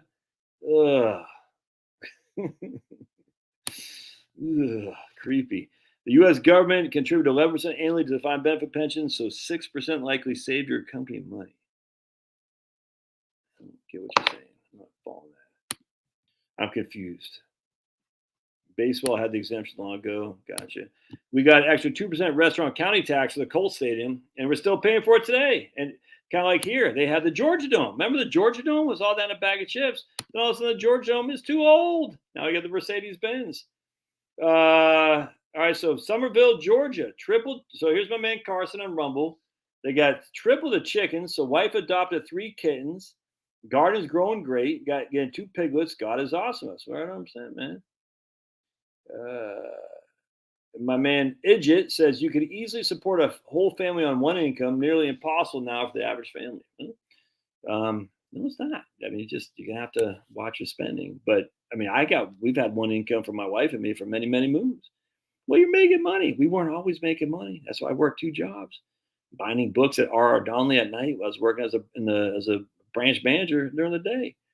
We weren't making money, and my wife took a part-time job as a bank teller. And I look back in those days fondly. But I will say, at the end of the day, those were scary times. Not gonna lie to you. But we had a nice little 3-bed, a 1-bath ranch on 1,200 square foot on 4/10 of an acre in Dayton, Virginia. You know what I'm saying? We had an old Toyota Tercel, 1992 Toyota Tercel, and then we bought a Dodge. Well, a Caravan. I don't think it was a Grand. Was it a Grand Caravan? I can't remember. Some guy was selling it on the road. We just had to sign out there on off 42 and from Harrisonburg. We checked out, paid $7,000 cash for it. So we had an old 99 Dodge Grand Caravan and a 1992 Toyota Tercel. And we weren't making money. And I remember like it was yesterday when George Bush had those tax refunds. Dude, we needed the money, man. We needed the money, and we made it. People make it. All right, let's keep going. Yeah, that's right. I remember that. Right on, Douglas. When Dave Winfield signed with the Yankees. Yep, yeah, I remember that. And then they also had Fred Lynn going from the Angels to the Red Sox. Have Bat Will Travel in the Sports Illustrated. I remember that. Have Bat Will Travel. It doesn't matter. It doesn't matter. I find it funny that they're cutting spending relative to their massive spending hikes in COVID. This is where Republicans always get played. They're cutting spending relative to after we increase spending by exorbitant amounts after COVID. So we're cutting it back by a little bit.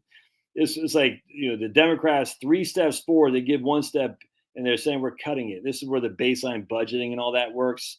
Like the baseline jumps from 100 to 120, a 20% increase in baseline. And then it increases from 120 to 121, but they want to increase to 122. So the fact it increased to 121 instead of 122, it's spending cuts. It's such a freaking clown show. If the company replaced their time bet for the 401k and contribute, I don't get this. I don't get the 11% contributions from the government. All rock and rollers are left. That's not hard. That's not. I wouldn't say all. You can't say that, man. I'm a diehard rocker since the 70s. After stand, they're all left blamers, at least. John Lennon became, yeah, 100% John Lennon. I actually, you'll love this channel. Who said that, Mike? If you want to get some good, we call it gravy in the conspiracy theory realm, I'm going to show you a great channel you're going to want to watch. And it doesn't do that much for me because I don't like the Beatles, but you'll like this. I'm going to show it to you here in just a second.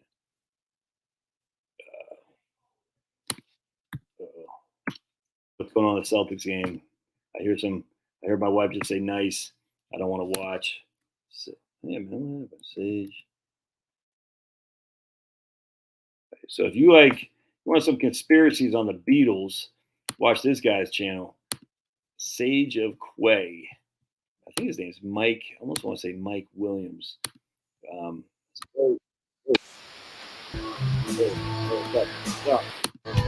right, right here. Sage of Quay. Yeah, Mike Williams, that's his name. Supernatural Beatles whisper messages from the right here. Oh man, my man Mark Devlin. Oh, Mark Devlin kicks ass here too. Hey, the Beatles. Anyway, so his whole premise is that the the Beatles were were basically planted. I thought that was pretty interesting. Oh, I gotta show you guys a picture.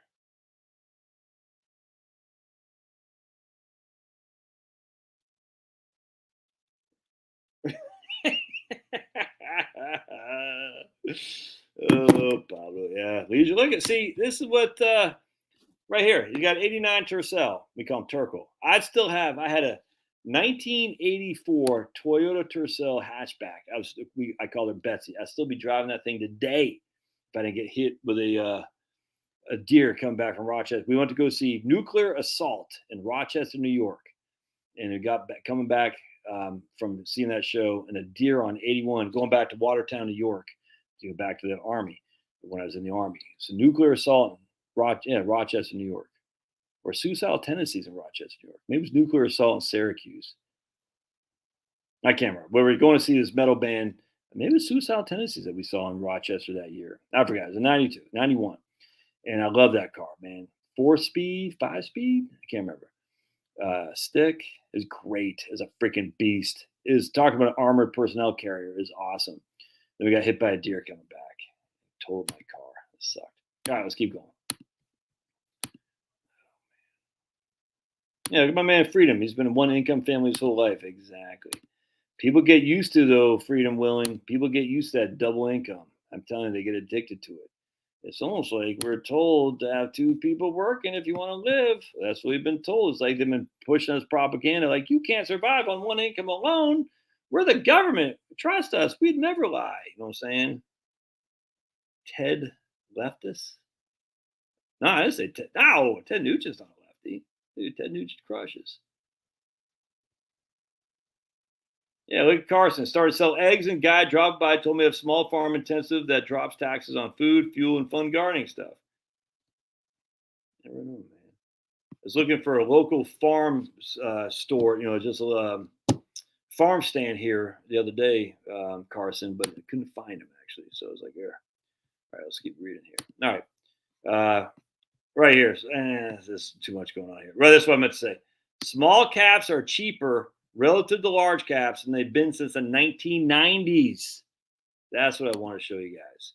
Small caps cheaper relative to large caps in terms of PE ratio than they've been since the 1990s.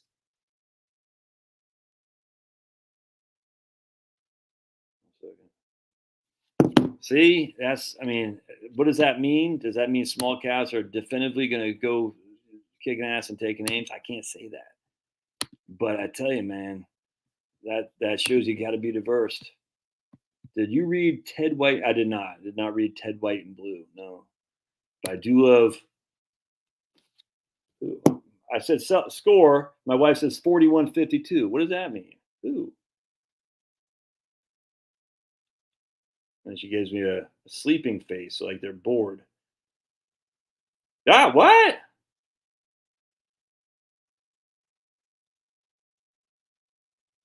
Oh boy.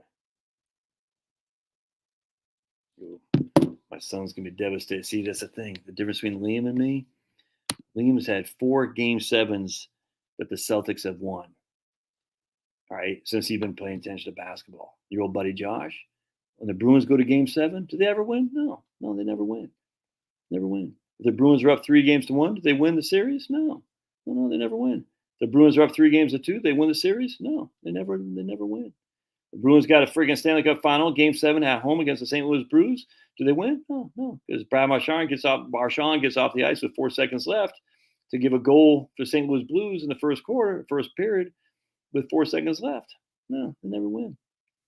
Never, ever, ever. The Bruins go out 3-0 against Philadelphia Flyers. They win, and they're up 3-0 Game 7 at home. Do they win in the second period? No, they can't. They don't win. Bruins are up 3-1 against Florida. In Game 7, they're up 3-2 with a minute left to win. And that Game 7 at home, they win? No. But if you're a Celtics fan, all you got to do is freaking spit on the floor and you know the Celtics are going to win. It's crazy. What's that about? Why do the Bruins suck and the Celtics always win? Anyway, so he doesn't know what it's like. I told him. There's another guy, my man Turtle Boy. He's predicting the Celtics lose. I said, spoken like a true Boston sports fan. Of course, all these young whippersnappers say, Boston, you have had a run for 20 years like no one's ever seen. Yeah, but before that, dude, before that, it was bad. You guys don't understand, man. Before that, it was bad. Wango Tango, right on. Hey, Beverly and I are planning on selling the Saturday's Farmers Market locally. That's freaking awesome, Carson. Dude, that's wait, you're in Somerville, Georgia? I'm about to go up there. For a text or email me where's it going to be at, Carson. I might take a gander up to Somerville, Georgia, and check out the farmers market. It's freaking awesome. Oh, look at my man, Matt. Oh, right here. I'm right, Josh. All right, so of course this guy gets my appreciation because he's acknowledging something that freaking pulverizer doesn't acknowledge that I'm right. He says, regarding RSUs, company can lay me off prior to age 65 and cheat me of all uninvested shares, just like the old pensions, 100%. Yeah,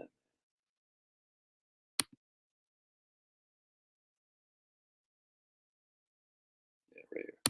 I've been a one income family my whole life. My wife's job was taking care of the house and kids. Wouldn't have it any other way. Yeah, me either, dude, 100%. Now, again, Charlotte's taking a part time job on occasion. I've taken second jobs on occasion, but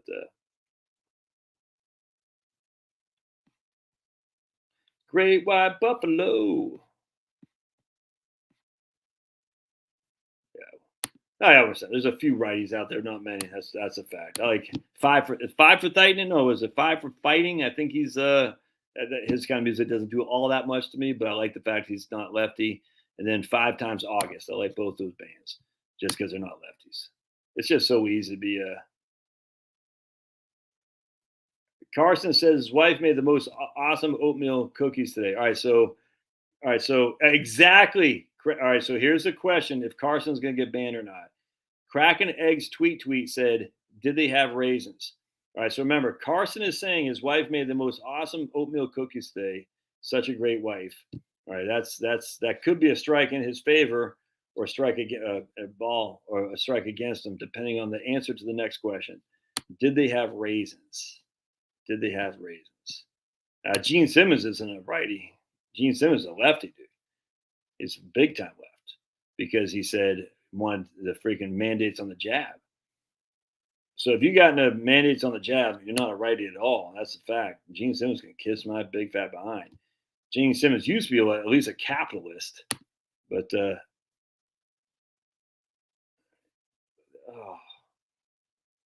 Wait, Carson, are you saying your wife made oatmeal cranberry cookies? Oh, dude, this gives me the willies just thinking about. Like, but yeah, I saw that. I know, man, it's funny.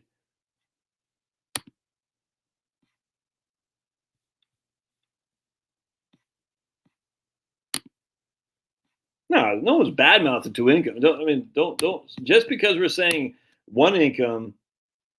Oh, all we're saying, Andrew, is that you can do it on one income. A lot of people just refuse to acknowledge that. But just because you don't do it on one income doesn't mean you're a bad person. Keep going. Yeah, right on. Yeah, the Leafs. That's true. That's true. The Leafs. Oy, oy, oy. Yeah, as I talked about before, I like value stocks. We just talked about small caps have a lot of leg room to run. So we're just talking about that. Now, relative to the performance over the last, right here, small caps as of February 2023, small caps cheaper from a PE ratio relative to large caps. The most they've been since the 1990s, amigos. The 1990s. So, that's a fact. I thought this was pretty interesting. Folks scrambled for money market funds for wealth protection in the inflationary 1970s. Invest in Chemical Bank's unlimited interest account and get 10%. And that, friends, is why folks scramble for ways to protect their assets and move out of stocks and bonds, including the advent of the retail available money market accounts in the 1970s. Even though short-term cash equivalents experienced a real drawdown of 18%, bills did better than stocks and bonds. So this is right here in 1973. Does anyone remember what happened in 1973 and 74? Anybody? Oatmeal blueberry? No raisins. No cranberries. Oh, you guys are freaking crazy. Have I ever had a night wish? I don't even know what a night wish is. Yeah, people joke about Blair Bird bleeding green instead of blue and gold in his papers. Exactly. I know it's always funny. Oh, look at Andrew. Oh, nasty. Look at friggin' Penelope. Ugh, how dare you? Yeah, but you support the jab, you lose me, man. 100%. Nightwish is a band with a chick singer. Never heard of them. But there's a, I do like chick singers. It depends. There's some metal bands that got chick singers. I like that. There's an old punk band from the UK called the Violators. They had a chick singer that was just big lefties. Don't get me wrong, but friggin' that band crushed. The Violators. Is a Sore Mountain. A lot of the good metal now. See, I like the stoner metal. Some would call it desert metal. Some would call it doom. I don't consider it doom metal. It's like kind of it's like bluesy metal, but it's harder. If that it's desert. There's a band called Caius. Some would say stoner metal. I don't smoke dope, so I don't like that. But anyway, there's a lot of the best metal bands are coming from Europe nowadays. It's crazy, like Greece and stuff, and the Eastern Europeans and Poland. It's crazy, man. Anyway, so Sore Mountain's got a chick singer, and they freaking badass. I like her voice is awesome. There's another band I just listened to the other day with a chick singer too, and she was kicking ass. I forgot what it's called though. I forgot. Nightwish is a metal band from the Netherlands. Yeah. Oh, Fleetwood Mac. There's my family man. Look at this guy. So I gave the family man a little bit of 1-2 here today, but he's back. He's taking a good stride. He's taking a good stride. Because I wasn't saying he's an idiot. I was saying at the end of the day, I hope you don't think that your solar photovoltaic is going to rescue you from a grid down position. And Shania Twain, Ka-ching. The only thing, what's the Hank Williams song? Kalaya. Oh, Kalaya. Woo. You can't go wrong with Led Zeppelin. My man Sage Aquay would say they're plants too, though. But tough to beat Led Zeppelin, man. I agree. I don't lie about that. Supertramp. Let's take a look at Supertramp. You guys want to see something? Check this out. All right, right here. Check this out. This is crazy. Speaking of Supertramp. Elijah. All right, now watch this, dudes. Tell me this isn't predictive programming for what was going to happen. All right, so here's a Supertramp Breakfast in America Supertramp album on a plane. On a plane right there. I can't. Breakfast in America, like we're going to start something new in America. It's a breakfast in America, a morning in America on a plane. The World Trade Center is right there. Tell me that's not crazy. And there's something about these guys were talking about her. I forgot what it was, but that's like there's something about the orange drink right here covering that. That's kind of creepy on a plane. Do y'all see the video on YouTube about the predictive programming from Back to the Future? You see that? It's crazy, man. I guess U2 has an album that had a lot of predictive programming about 9/11 as well. I don't like U2, so I never listened to it, but I was like, damn, that's kind of coincidence, maybe, but there's definitely something to be said about that for sure. Carson, you're about this close to being banned. Was it the Logical song? Is that predictive programming from the Supertramp? There's like a song in there that's kind of predictive programming too. Carson just added to the discussing of cranberry, blueberry, oatmeal cookies and raisins with bananas too. Oh, dude, that's freaking nasty. My dad used to make banana pancakes when I was a kid. Oh. It's like, dude, can we just be a normal family? We used to have tofu because my mom's a big hippie. They both were. So tofu pizza, homemade tofu pizza. I mean, everything was homemade. Oh, but my mom would make the most crushing spaghetti sauce. And we're not even Italian. We're German and Irish. It made the most crushing spaghetti sauce you've ever had. It was freaking nuts. off of the garden. You know what I'm saying? But man, she'd make this tofu pizza. My dad would bake banana pancakes, and then instead of PB and J, like PB and bananas. Like, we used to go to this thing up in Portland, Maine. This was in the '70s. It was like there is well before what's that hippie hipster store that the Amazon now owns? What the hell's that place called? Whatever. Well before that, some hippie dippy store up in Maine, Portland, Maine, with all the just to go in there and it was a bread store essentially, but they had all the fragrances and all the just organic stuff before anyone knew what organic was. I remember she would take me up there. As a little kid, 4 or 5 years old, we'd walk. We didn't have a car, so we get off the boat and we walk. And I'm thinking, all right, sweet, we're gonna get up there. I wonder if I can get a donut. Nope, no donut. It's like he'd offer me a croissant. It's like, I don't want a croissant. I want a donut. Can we just be normal for once? What was it called? The Whole Foods. It's kind of like well before Whole Foods was even thought of in Jeff Bezos's high. It was there's a place in Maine that sold all that organic crap, and you go in there and just it smells just like right now. I love it, I'm sure, but back then it's like can't just most kids get a donut, they get candy, and I get some freaking croissant. It's just freaking or peanut butter and honey on whole wheat bread, tofu, and hot dog soup. Every Halloween, had hot dog soup. We have hot dog soup a lot. Liver, always had liver. Our next door neighbor is a fisherman, a lobsterman, and he'd give us some leftover lobsters that they had. And I didn't like lobster. I just wanted beef, dude. You know what I'm saying? We never had like good old fashioned beef, steak, and hamburger. You know what I'm saying? And Whole Foods, yeah, that's it. Elvis. I don't think he lived off those very long, did he? Yeah, that was kind of weird about Tommy Shaw. That's kind of creepy. I saw him. I was like, dude, that's him. Banana, buckwheat pancakes. Went up. We can all agree the '70s was, yeah, it was, dude. I mean '70s.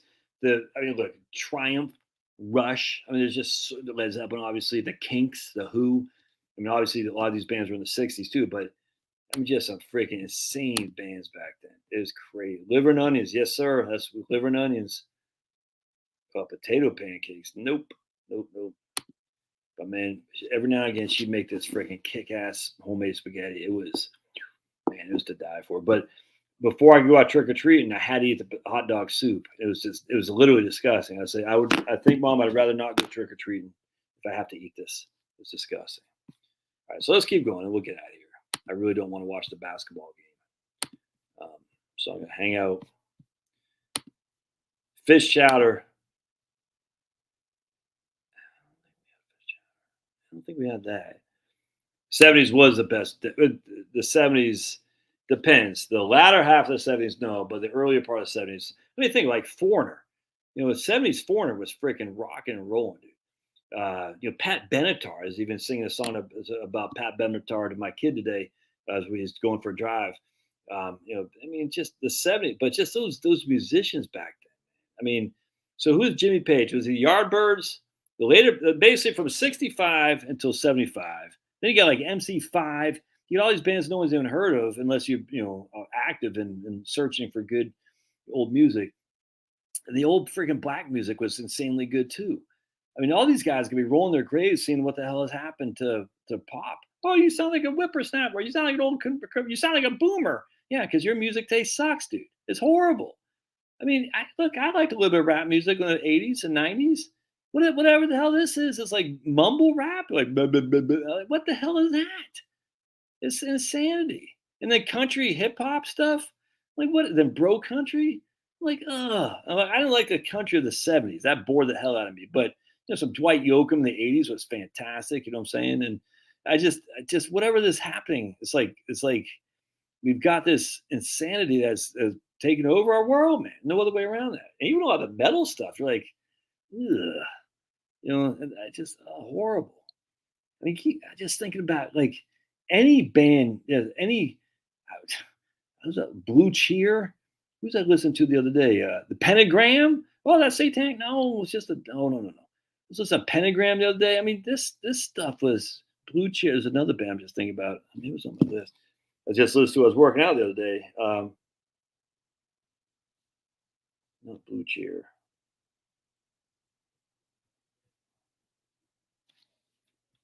His Page's fave was Elliot Randall. Never heard of Elliot Randall.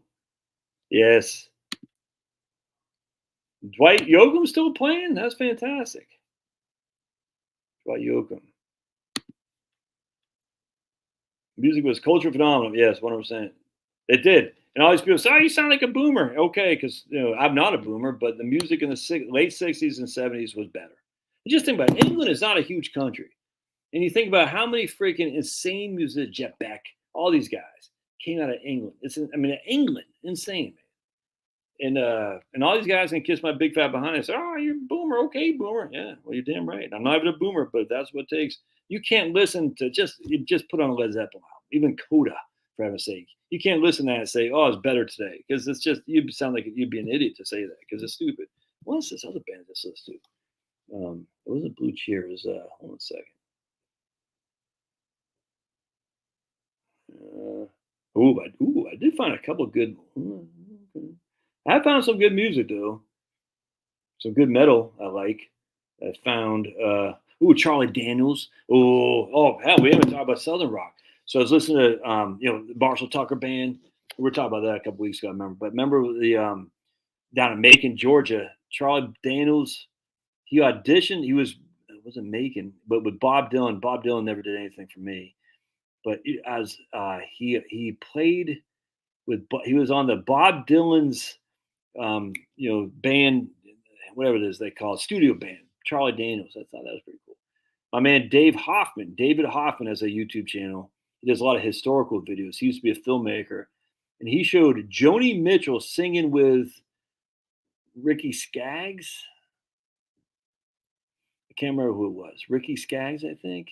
And that was pretty cool. And I never, Joni was happy, and I, obviously, hippies, whatever. I was so over hippies by the time I, left my parents' realm that I couldn't stand them. But I never got a Joni. I don't know anything, but that was a pretty good video. It was Ricky Skaggs, I'm pretty sure. Joni Mitchell and Ricky Skaggs in California singing. It just was great. It was fantastic. Man, it's just good stuff. Good stuff. Yeah, some stupid bands too, don't get me wrong, but by and large, not in the late 70s or late 60s, early 70s. I mean, Cream, it's crazy. It's just sad that you'll never get that back again. They'll forever be gone. In fact, just listen to I was listening to Mountain a couple weeks back. I never knew how good Mountain was and Leslie West and stuff. I never knew. I mean, it was always Mississippi Queen. I've heard a couple songs, but it's like, in hindsight, it's like, man, dude, you don't even know how good.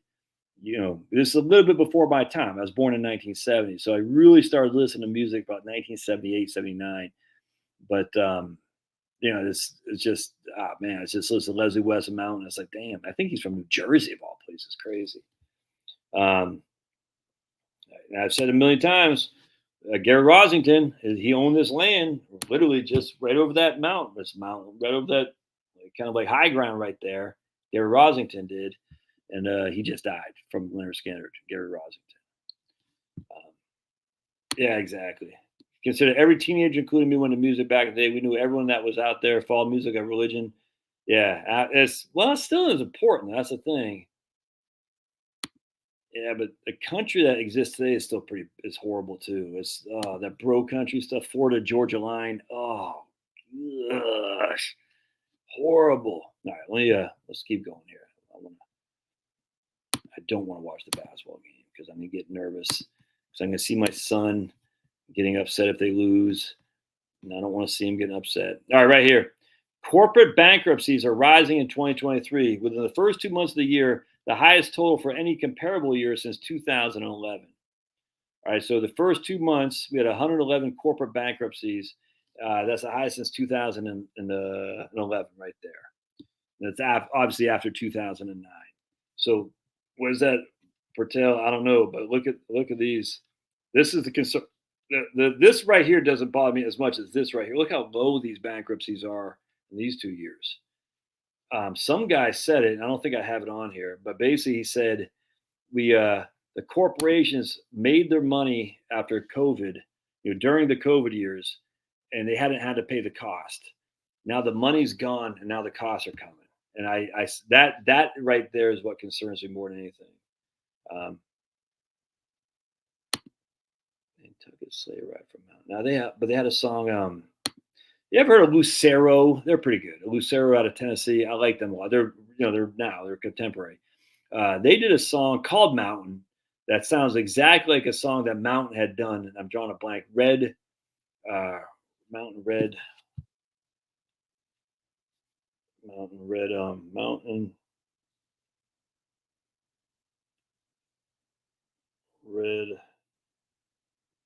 Long Red, that's what it's called. Long Red by Mountain, right here.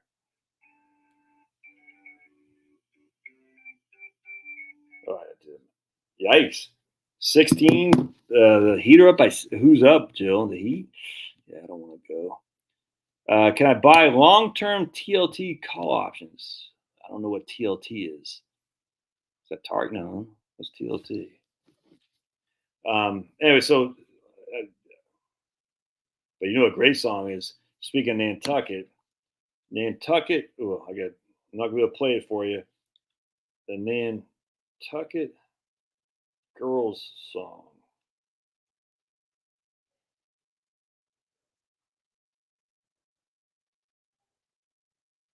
Yeah, Nantucket Girls song by the Tossers. Right. Reeling in the Years. That song didn't do anything for me. Reeling in the Years. Reeling in the Years. Yeah. What's that band's name again? I'm drawing a blank. They didn't even tour those guys, right? Not Doobie Brothers. Reeling in the Years. Going away the time. TLT is a long-term bond. I don't know. Can you buy call options on a bond? I probably could. I've never even thought about that, to be honest with you. I bet you probably could. That's actually interesting. I've never. I gotta look that up. That's a very interesting idea, actually. Let's look at TLT. Are you reeling? Steely Dan. That's what it was. Somebody ever say that? Stowing away the time. Yes, you can buy options on that. Now that is interesting. Look at that. So let's take a look at this real quick.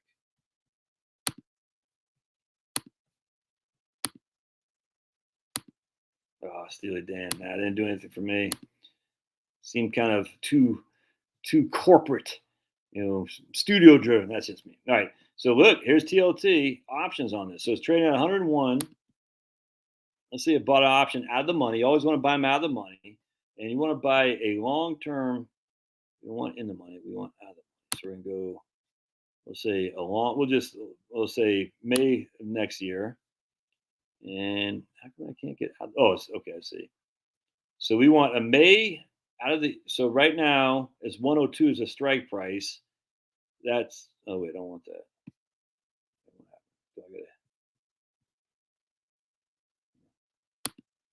Stowing away the time. Caught right here.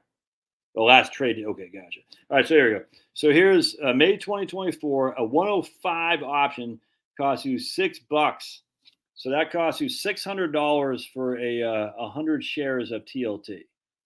All right. So if the price goes up, obviously you need the price to go. It's been a long time since I did this. So if you would need the price to go up. So if you bought this for $600 and the strike price is 105, you would be 105 600 into this, right? Is that right? 105.6. Right. So you'd pay 105. It would have to go up for you. It have to go up. So that's 6 points base. There you go. So it'd have to go to 111 for you to be profitable. So this bond, I think the guy's name is Matthew Mark. This would have to go up from 101 to 111 for to be profitable for you, because you'd have to buy it at a 105. I mean, you obviously sell your option for that. I'm just saying, if you were to exercise and take hold of this, and then you'd have to make back the premium you put into it. So it'd have to go up about 10%. I think it's reasonable. Absolutely. I think it easily do that in the next 10, 12 months for sure. Okay, it's not showing. Or is it not? Is it okay? All right. I think it easily do that. All right, my friends. 2 hours and I'm out of here. That's I never thought. Why is it?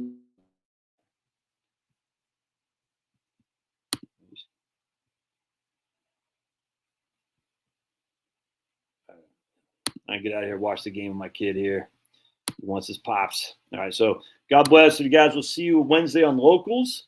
And thanks again for being here. Audio breaking up, owned by ESG BlackRock. No, yeah, 100%, man. Now I can hit the bathroom. Right. God bless. We'll see you guys. Thanks now.